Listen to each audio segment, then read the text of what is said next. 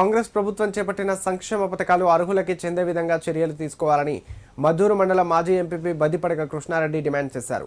సిద్దిపేట జిల్లా మద్దూరు మండలంలోని నరసాయపల్లి గ్రామంలో చేపట్టిన గ్రామ సభలో అర్హులందరికీ రేషన్ కార్డులు, ఇందిరమ్మ ఇండ్లు ఇవ్వాలని బీఆర్ఎస్ నాయకులు ప్రశ్నిస్తే కాంగ్రెస్ నాయకులు ఎదురుదాడికి దిగారని ఆరోపించారు. ఈ సందర్భంగా సిద్దిపేట జిల్లా చేర్యాల మండల కేంద్రంలో ఏర్పాటు చేసిన మీడియా సమావేశంలో ఆయన పాల్గొని మాట్లాడారు. అర్హులైన ప్రతి ఒక్కరికి రేషన్ కార్డుతో పాటు ఇందిరమ్మ ఇల్లు అందజేసే వరకు బీఆర్ఎస్ పార్టీ పేద మధ్యతరగతి కుటుంబాలకు అండగా ఉంటుందన్నారు. ఇప్పటికైనా ప్రతి ఒక్క అర్హునికి అభివృద్ధి సంక్షేమ పథకాలు అందజేసి ప్రభుత్వం తమ చిత్తశుద్ధి చాటుకోవాలని విజ్ఞప్తి చేశారు.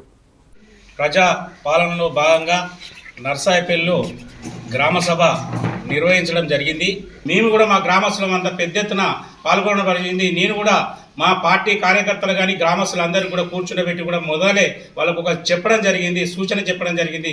మనకు ఊరికి ఏ పథకం వచ్చినా, ఎవరికి రేషన్ కార్డు వచ్చినా మన ఊరోళ్ళకి వస్తుంది. మన గతం నుంచి కూడా మనం పార్టీలు అతీతంగానే పనిచేస్తున్నాం.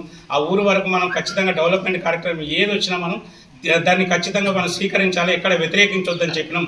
అలా మనోళ్ళు కూడా కొందరుండి మరి కాంగ్రెస్ వాళ్ళు వ్యతిరేకిస్తే మన పరిస్థితి ఏంటంటే మనం కూడా దానికి వాళ్ళు ఏదైనా రేషన్ కార్డుకి అబ్జెక్షన్ చెప్తే మనం చెప్పాలి. అప్పటిదాకా కూడా ఎప్పుడు కూడా మనం చెప్పొద్దని చెప్పినాం. నీకు దమ్ము ఉంటే రేపు నీ గవర్నమెంట్ వచ్చిందంటున్నావు కదా, నువ్వు రిజర్వేషన్ జనరల్దే, నువ్వు నేనే నిలబడదాం, నువ్వు గెలుస్తావా నేను గెలుస్తానా, అదే అంబేద్కర్ కాడ ఛాలెంజ్ చేసుకుందాం. ఈరోజు జరుగుతున్నది ప్రజాపాలన కాదు, పోలీసుల పాలన, రౌడీల పాలన జరుగుతున్నది. ఏనాడు కూడా గత 10 సంవత్సరాల కాలంలో ఏనాడు కూడా పోలీసులు ఎక్కువ మంది పాల్గొనలేదు.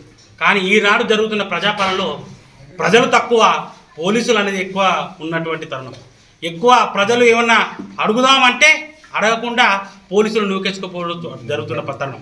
ఎంత దురదృష్టకరం అంటే ప్రజాపాలన అనేది గ్రామస్తుల మధ్య గ్రామసభ ఏర్పాటు చేయడం జరిగింది మద్దూరు మండలం నరసాయపల్లి గ్రామంలో.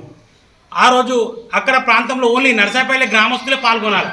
కానీ ఎక్కడికెక్కడికో ప్రజలు పాల్గొని, కాంగ్రెస్ గుండాలు పాల్గొని మా కార్యకర్తలపై దాడి చేయడాన్ని పూర్తి స్థాయిలో వ్యతిరేకిస్తున్నాం. ఈనాడు ఈ ప్రాంతంలో ఉన్నటువంటి ప్రతాప్ రెడ్డి ప్రజలకు ఏం చేసిందని, ఈ నరసాపల్లి గ్రామంలో పుట్టిన బిడ్డ అయినే ఆ నరసాపల్లి గ్రామంని ఎంతవరకు తీర్చిదిద్దుందని ఈ సభాముఖంగా అడగడం జరుగుతుంది.